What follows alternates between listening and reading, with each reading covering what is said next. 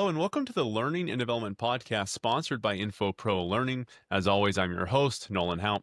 Today we have a very special guest, Geoffrey Roche. Geoffrey is a total Swiss Army knife. He's been a Forbes Council member, executive director of the Harrisburg University, a partner at a Product 10 Accelerator, director of workforce development at Siemens, and most recently, excited to announce he's been hired as the senior vice president of Risepoint, of their healthcare solutions area.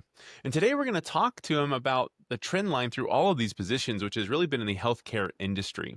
Specifically, we're going to look at the future. So what does it look like in education, training, development in that field? So without further ado, it's my great honor to present our guest today, Geoffrey Roche. Jeff, welcome to the podcast. Thanks, Nolan. Glad to be here. So before we begin the podcast, we always start with a little bit of an origin story, if you would, Geoffrey, of kind of what brought you to where you are today. And for anybody that does want to see a very interesting background, go to Geoffrey's LinkedIn profile and go through his experience. It is absolutely phenomenal. Talk to us a little bit about kind of where the start was and then how all those little things led you to where you are today. Yeah, absolutely. So I always tell people, obviously I very, very much, credit my mother, being a son of a nurse, certainly had a huge influence on what first Yeah. brought me for certain into healthcare. But I always knew I didn't want to be clinical.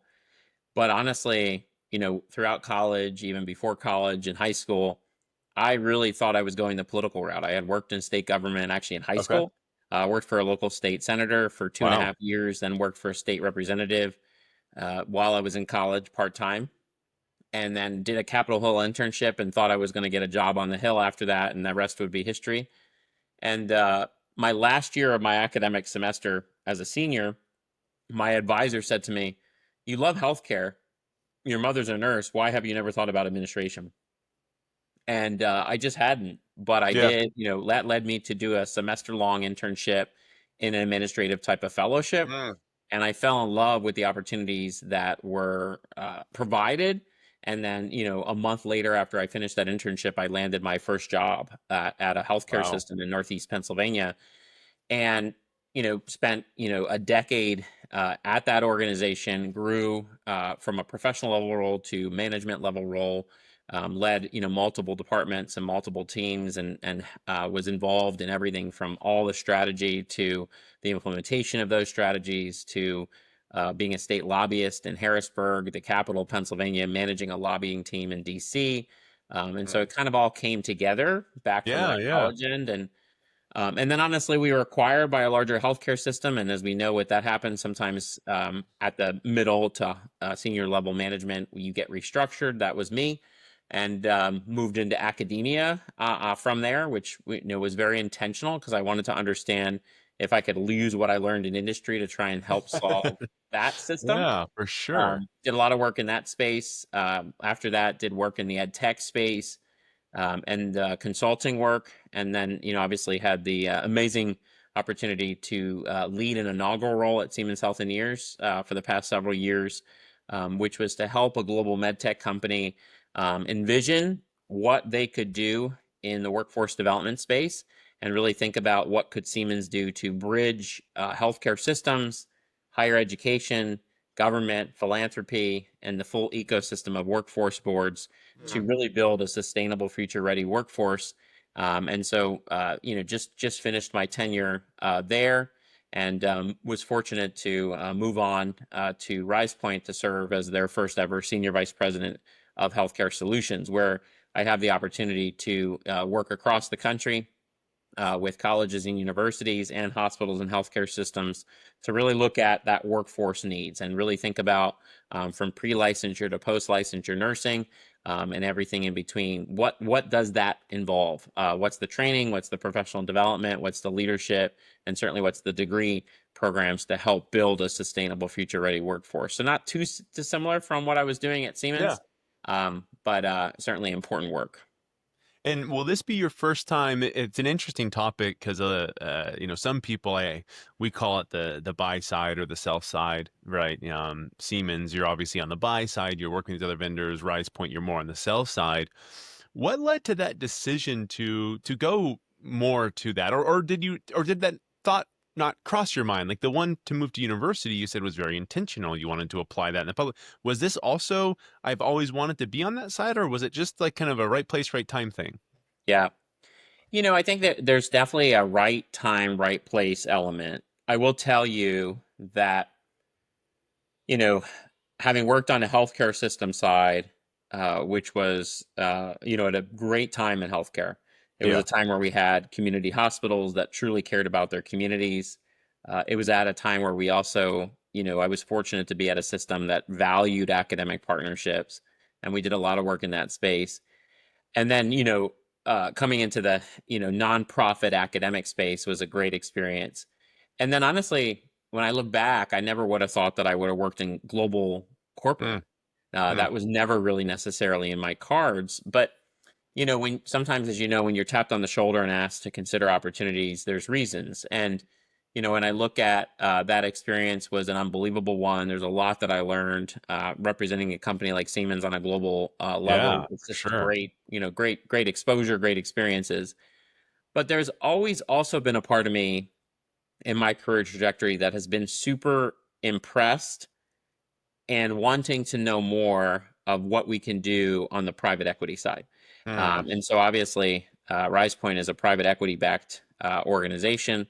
Um, within a very very strong record within that private equity space, and so super intrigued to leverage what is truly, a phenomenal organization doing incredible work, long-standing work with colleges and universities to envision how do we help those institutions to build the best, most strategic relationships with hospitals and healthcare systems that ultimately can drive the value that's necessary to build a future ready, sustainable workforce. And obviously, having a nursing focus is yeah. also very important to me because if there's a crisis that we see in healthcare, there's no far greater one than nursing.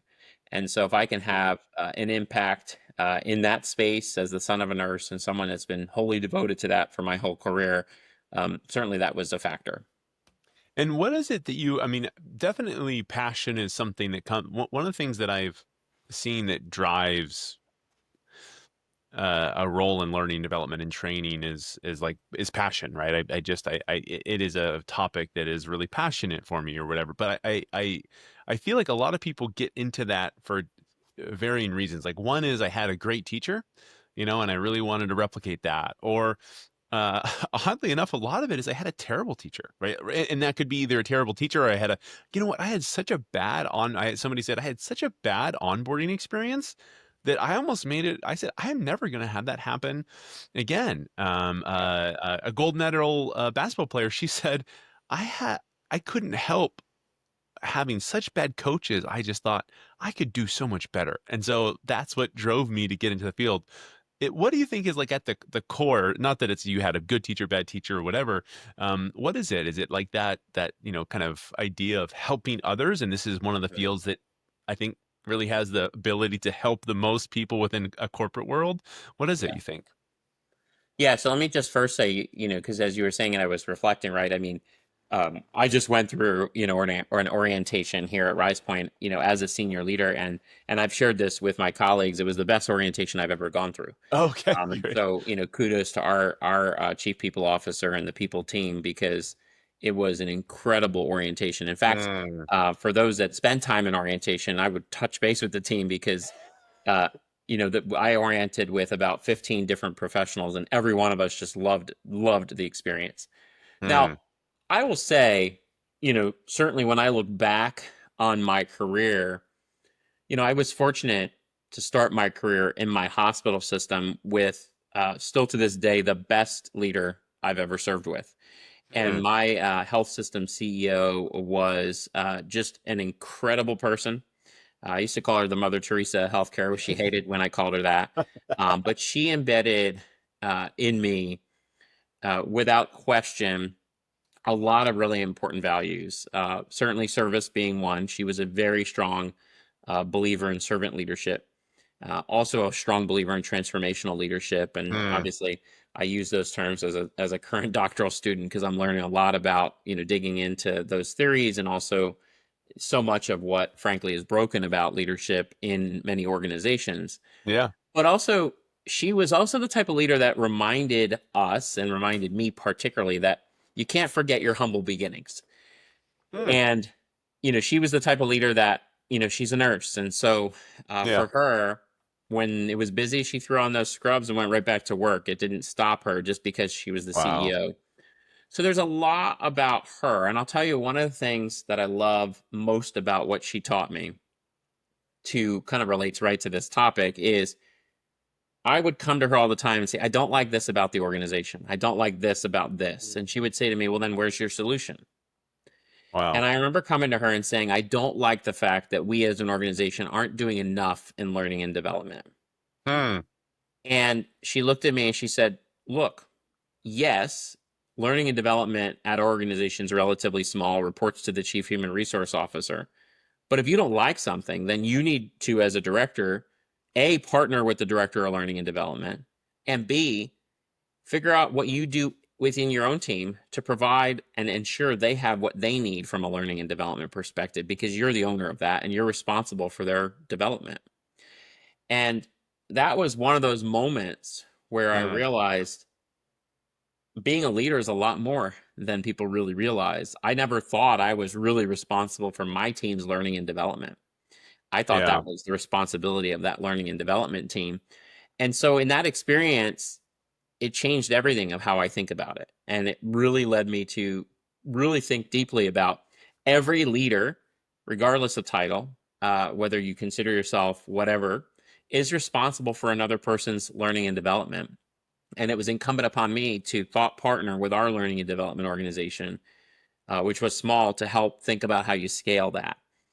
And so as I thought more about that, it really changed my view that the learning and development field in many cases tends to have people that come from human resources.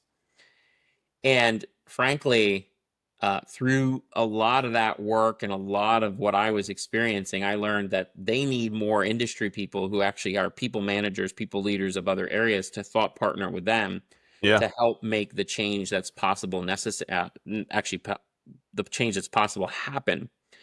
And so that's a lot of what I experienced.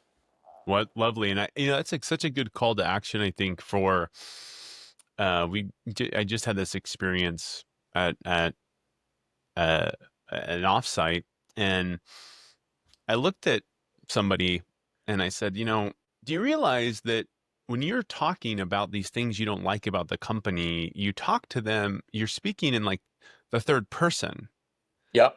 But you're a senior leader. This is your company, every bit as much as it's my company. Maybe I've got tenure, maybe I've got whatever, but like you manage your team, and are you like you're building the company that you want it to be? Are you happy with that? And I think that a lot of times, especially we see today, and there's all this griping of,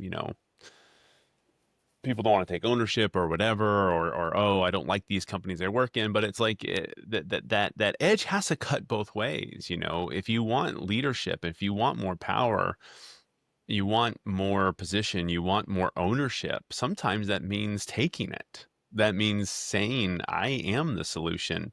End of the day, there's this wonderful book called The McKinsey Edge. I don't know if you've ever heard of it or read of it, but it Mhm. essentially outlined, like, I was trying to summarize it to somebody. I was like, it just kind of tells you how to be good for your boss. And so it's so widely applicable because everybody has a boss. Even the CEO is their boss is the board. Yeah. And so everybody has a boss. And if you know what you can do to be good for that person, it can drive everything else. And what is your boss wants solutions. Yep. If you present a problem, that's one more problem. So, anyways, a really good, Yeah. professional advice for those that are kind of out there with the same process of, oh man, I just don't like how we do things here. Stop, think, what would be different? What would we do different, and come up with that plan?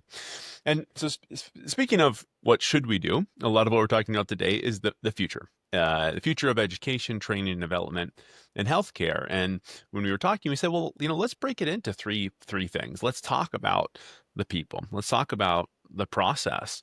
And let's talk about the technology into those buckets and just spend a little bit of time evaluating each. So let's start with people. You mentioned, the CEO also is a nurse going down and working, but so this, in my mind, I'm like, yeah, I mean, everybody really is wearing so many hats these days. But um, uh, how do you view, and you talked a little bit about, the shortage of qualified and skilled nurses.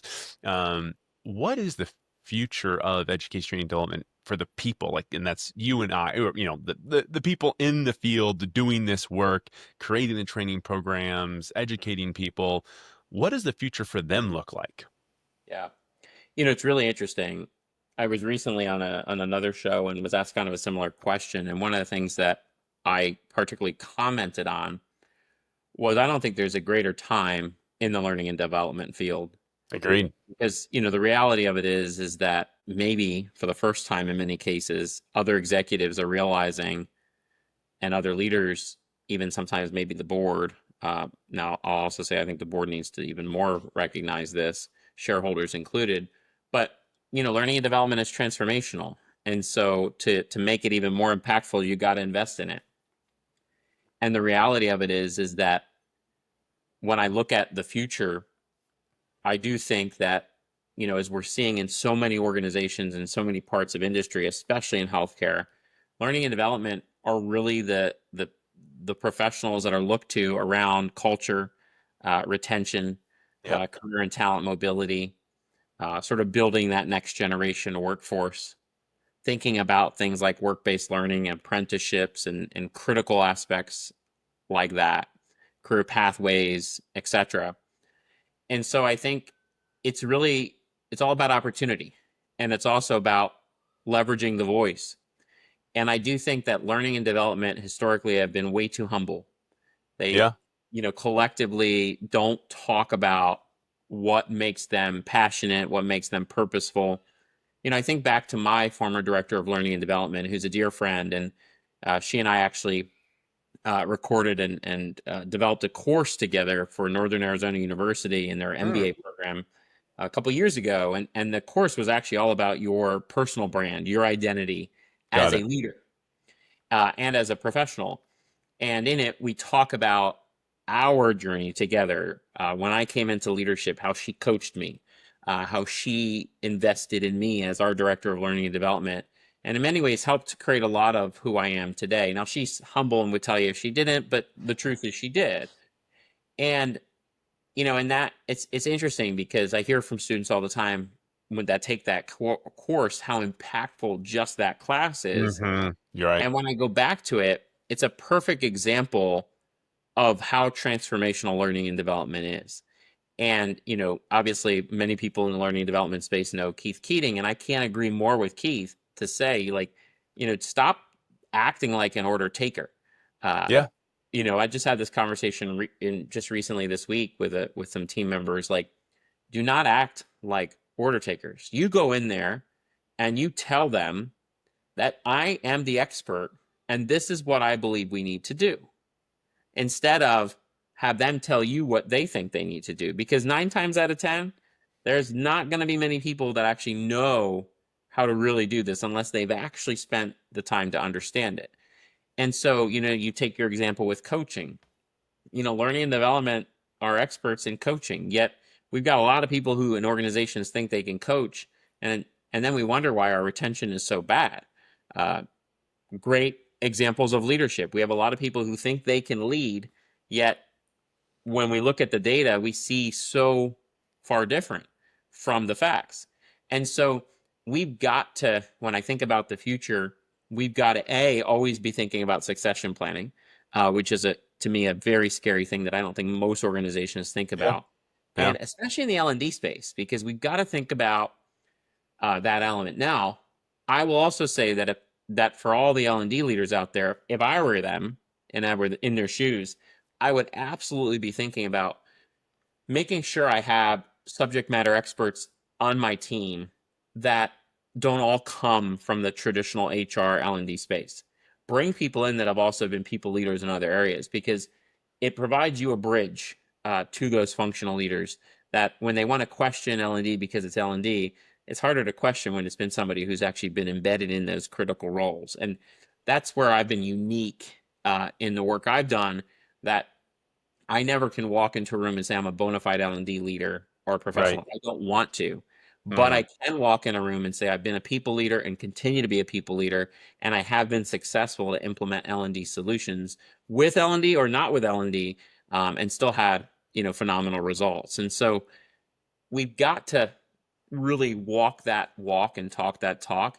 And we need to stop being humble. We need to truly demonstrate the results. And I'll give you an example that was shared at a recent conference that I spoke at in Philadelphia with other chief learning officers and leaders in this space.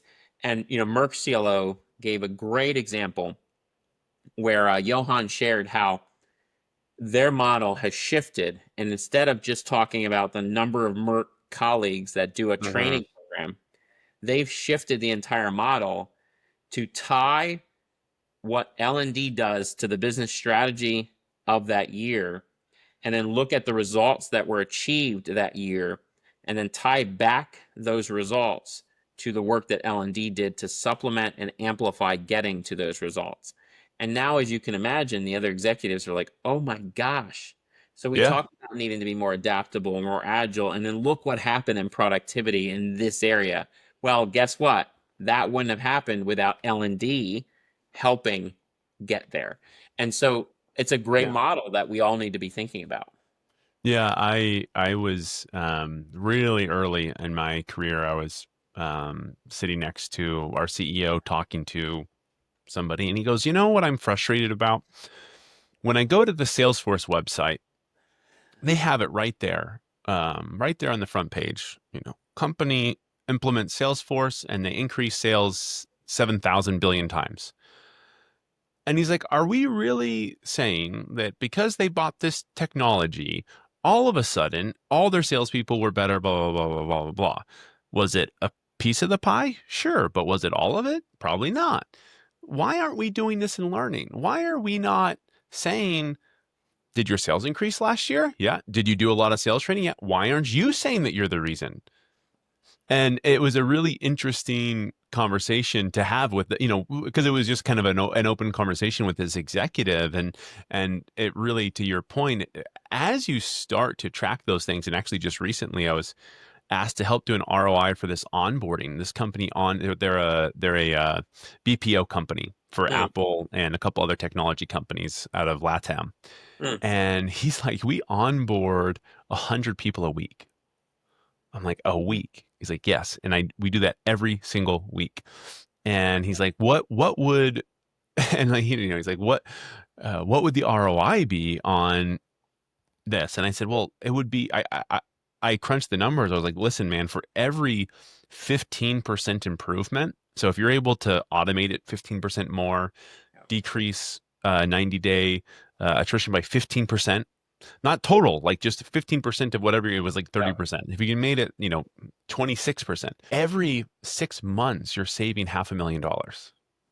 And I'm like that, like, and I sent it to him, and I actually, I haven't shared it with him. I just said, listen, I need you to go through these numbers with me, because you're going to see them and originally think, well, that's not right.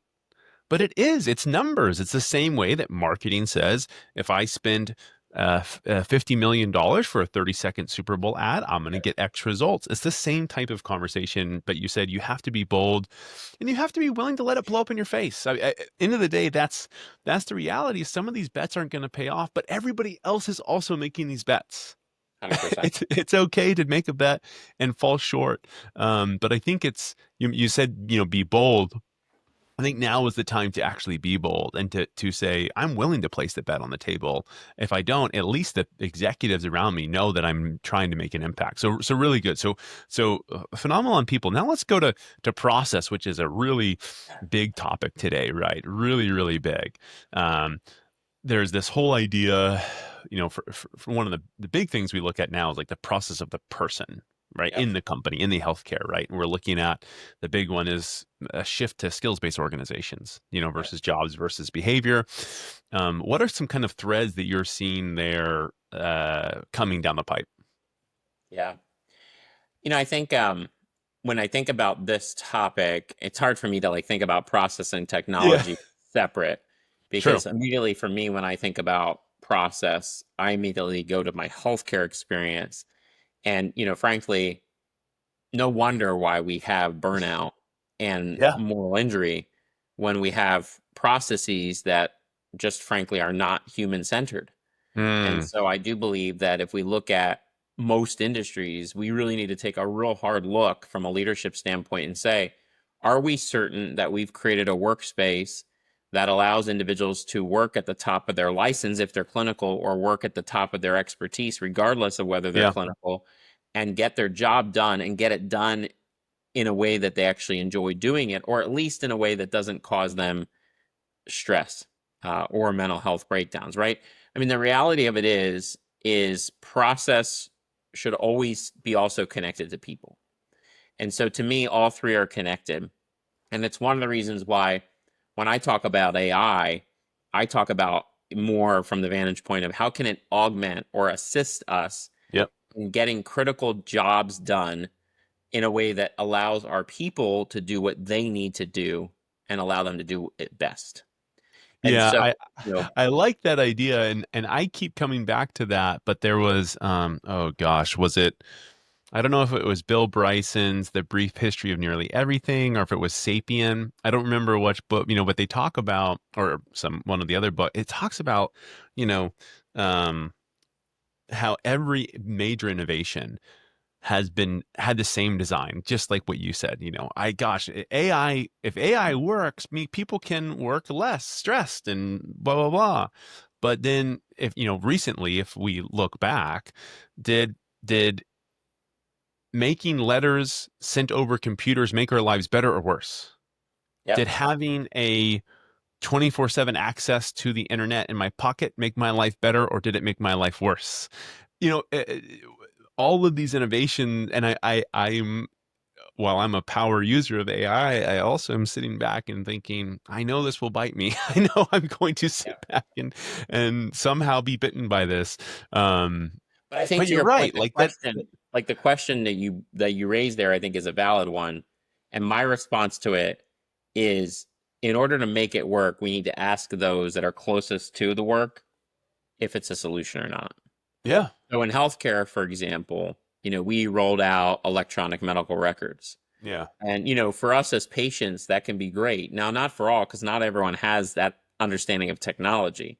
But we never asked the clinicians whether there were elements of the workflow with an electronic medical record that would actually allow them to have better process. And so one of the things I talk about, like process in healthcare, is we've got to ask the clinician, ask the one that's actually closest to the work, does this solve for the issue that you're facing? And when we don't do that, we do create more work and more stress than we need to. And so it really does come down to asking those that are closest to the work whether this is a solution or not. And then And listening that's to them, because guess what? 9 times out of 10, the ones that are going to just make the decision are not close to it anymore and maybe have never been close to it. I think, the real, all these things are connected, right? You can't, people, process, technology, they're all, I had this really great conversation with this gentleman at Deloitte, and we were talking about, you can't just, like, the role of L&D is a consultant role, because you are not an expert in anything Yep. except for making an impact. Like, that is where your expertise lies, is getting the most out of people. But you don't know anything about sales. You don't know anything about being a doctor. You don't know, I mean, comparatively is what I'm saying. Of course you do, Mhm. but um and how closely can you get yourself to the problem and then develop a solution around them? And so many times, and we kind of, we fall victim to, well, the head of sales asked me to do it, so that's what I'm going to do. And then the salespeople say, this is the worst training program I've ever had. And the L&D person saying, well, yeah, it is. I could have told you that. Like, I wasn't given, I didn't actually talk to you. I just talked to Jim Bob and the whatever. So 100%, I think that consultant mindset, because, yeah, you're right. I don't know many doctors that can spell EMR. Yep. Yeah. So and where do you fall on, because especially in that, I mean, if you're in the medical field, you have such a wide range of skills. It really is. I mean, every company does, I will say, but we were doing this program for Mercy Hospital Network, which is big in the Southeast, and Yep. they needed a training program for every single employee that touched them. And this was a neurosurgeon who makes $1 bajillion a year, the marketing person and the staff, and the person who is in food service, and the person who cleans, and the person who is a physical therapist. And I was like, that's so many skills. Like, that's such a, how does a company even manage that? So when you look at the role of trying to educate such a vast number of people, what do you, how will either like, should they be trying to do that? Should we be trying to take a skills based approach versus a job or task based approach? Because I mean, is there much overlap? Like in corporate America, you have the marketer who maybe is also good at sales or comms or PR or HR or whatever it is, but it's not like I can take my skill of being a neurologist and apply that to be a optometrist. Well, maybe, I don't know. So what are your thoughts on that? Yeah. Well, you certainly can't do a skills first approach in the clinical license Right. areas, because it's just the nature of it. You've got to be licensed, True. Yeah. Yeah. educated, trained, Yeah. validated in those respective areas. But that doesn't mean that you can't take a skills and experience approach in other areas. I mean, I always go back to even in my hospital administration days, we had an HR policy that said you couldn't promote someone into leadership if they didn't have a college degree. And I thought, you know, I thought that that was an archaic Yes. approach. Yeah. And I fought with HR respectfully for over a year until I finally got my way and was able to promote a member of my team into leadership who did not have a college degree, didn't have an associate's, didn't have a bachelor's, because she didn't, that was not where she Yeah. was at her life journey. But what she did have was incredible skills and an amazing pedigree of experience Hmm. that was by far, in my opinion, one of the best hires I ever had. And she also had this amazing character about her. And I knew that on the other end of her journey would be much benefit to her family as a single mom to achieve this dream would Yeah. have lifelong effects. Yeah. And best part of the story is it happened, and then several years later, when her daughter was getting married, I was asked to officiate her daughter's Oh wedding, my word. and so it was kind of like icing on the cake, Yeah. but not an easy process. But when I mean, and this was early 2000s, like 2014, Yeah. 15, and so when I go back to that, I think the question you pose comes down simple. We've got to look at every HR policy, and we've got to look at every process in our organizations to ask the question, where are we limiting opportunity and Good point. access? Good And point. when we are we thinking about the fact that we are still limiting access and opportunity at a time where our workforce is crunched as ever? And maybe skills first can be a solution. And let's also be honest, we're at a time where many jobs were also being done by individuals that were here as immigrants. And now they are being sent to other locations, possibly sent back to their home countries if they're treated humanely. Whatever the case may be, we're losing them in the workforce Yeah. in a lot of critical jobs, and people have to realize that we're losing them in the workforce, and we've got to fill those critical roles at a time where the question is whether we can.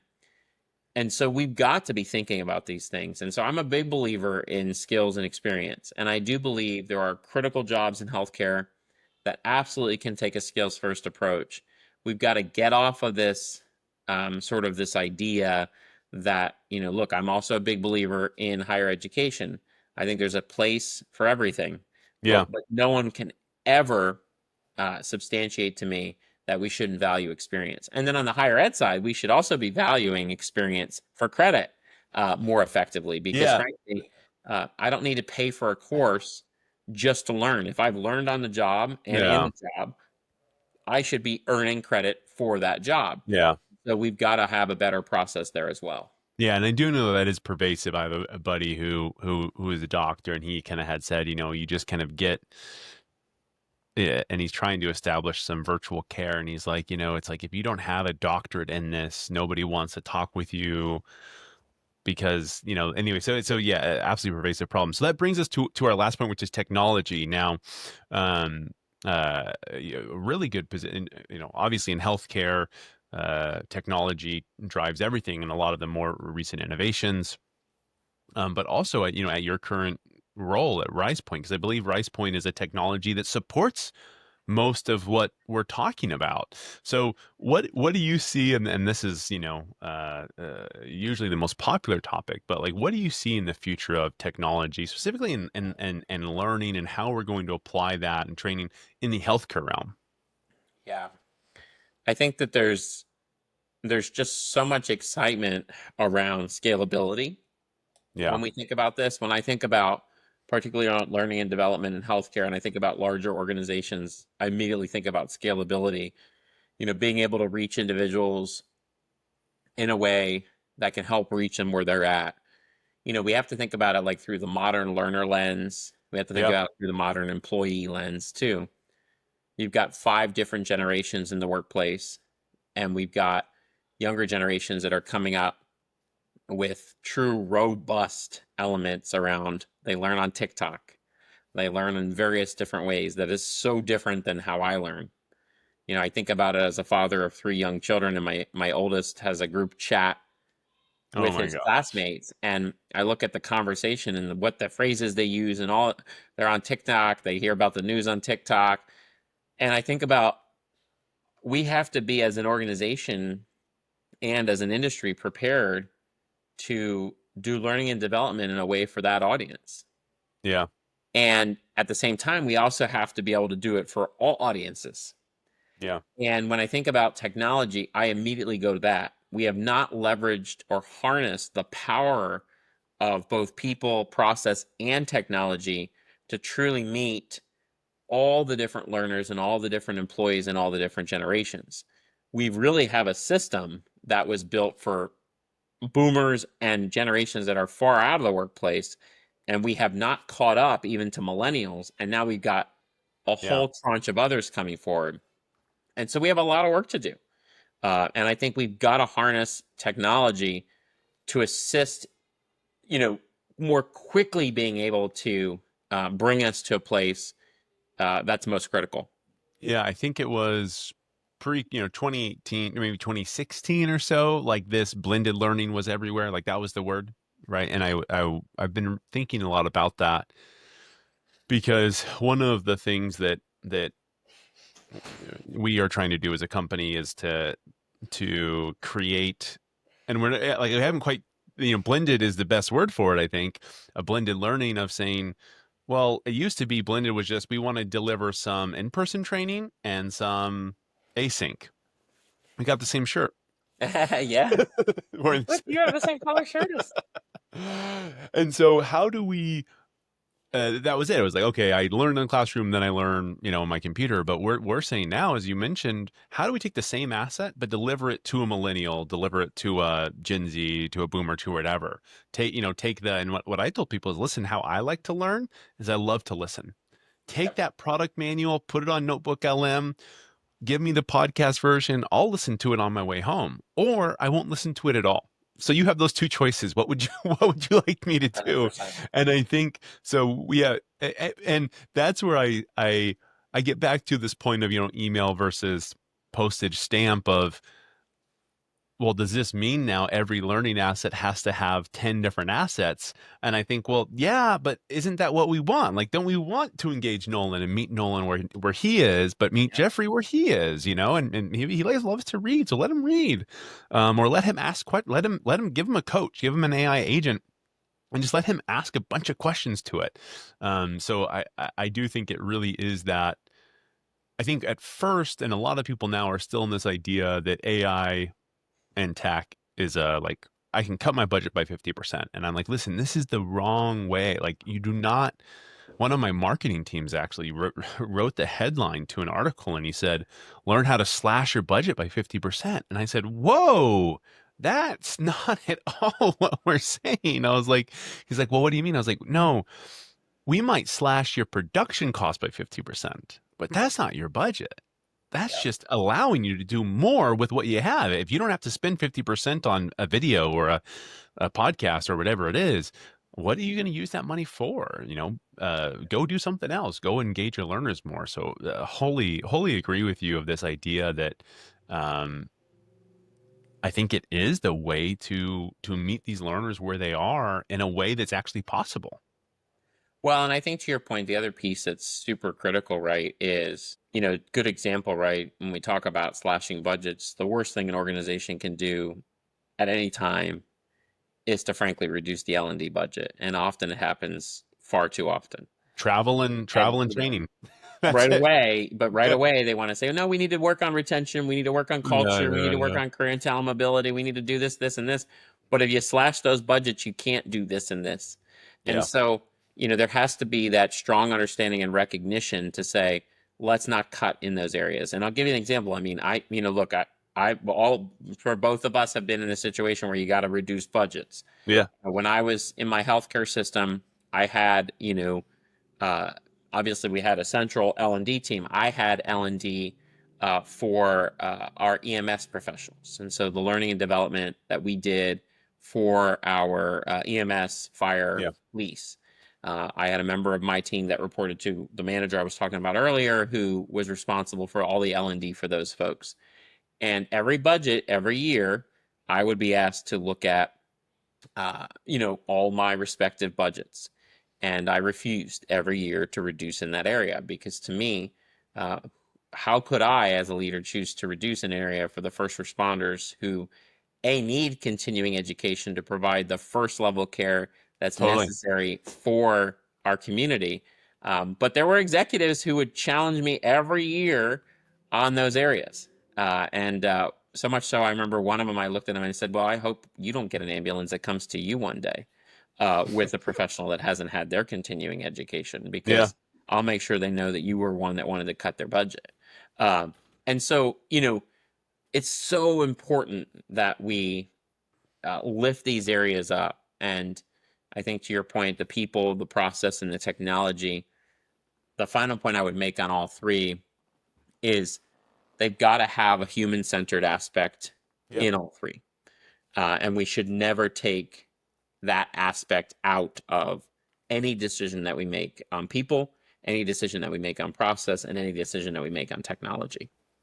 Yep. And I totally agree. I think there's sometimes it is as simple as getting back to basics, and I think that applies to so many things. You lose sight of the big picture and you drop things are going to change. It's AI is going to be replaced with something else. Skills-based organization is going to be replaced by something else. Nurse shortage is going to be replaced by something else, Gen Z, whatever it is. But if you have a fundamental understanding of like what drives people and what drives orgs, I think you're going to be in a good spot. Well, Geoffrey, thank you so much for joining. Appreciate you spending your afternoon with us here and giving us so much time and sharing that wisdom. It's been an absolute pleasure. Can't thank you again can't thank you enough for being on here. No, absolutely. And thank you as well, for the opportunity and obviously for the important work you do as well. All right, thank you.